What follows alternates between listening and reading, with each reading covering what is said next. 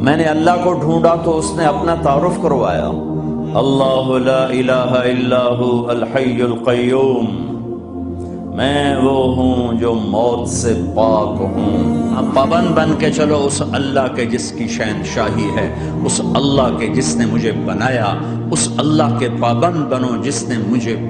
آنکھوں کا نور دیا، زبان میں بول دیا، جسم میں طاقت دی، عقل کو سمجھنے کے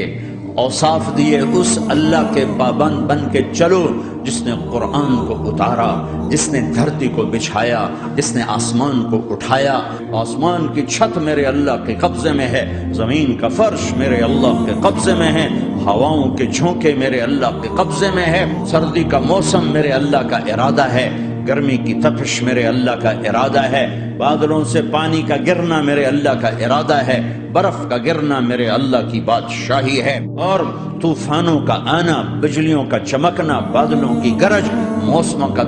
تبدیل ہونا، درختوں کے پھل، پھلوں کے ذائقے، ذائقوں میں خوشبو، پھلوں میں مٹھاس، پھلوں کے اوپر کور، چھلکے۔ ایک انار ہی میرے رب کی قدرت کا شاہکار ہے، دانا دانا ذرا جوڑ کے دکھاؤ، پھر اس کو پردوں میں لپیٹ کے دکھاؤ، پھر اس کی پیکنگ کر کے دکھاؤ، پھر اس میں رنگ بھر کے دکھاؤ، پھر اس میں ذائقے بھر کے دکھاؤ، گائے کے تھن سے نکلتا دودھ دیکھو، ہرن کے نافے میں مشک اور سانپ کے منہ میں زہر اور مکھی کے منہ میں شہد، آدم کی ساری نسل کا مالک، 2 پاؤں پہ چلنے والوں پر بادشاہ، 4 پاؤں پہ چلنے والوں کا مالک، پانی کی مخلوق، ہوا کی مخلوق، زمین کی مخلوق، رینگنے والے، اڑنے والے، تیرنے والے، چپٹنے والے، دھاڑنے والے، پھاڑنے والے، ڈسنے والے، سب پر میرے اللہ کی شہنشاہی ہے۔ للہ ملک السماوات والارض وما فیہن، لہ ما فی السماوات وما فی الارض وما بینہما وما تحت الثری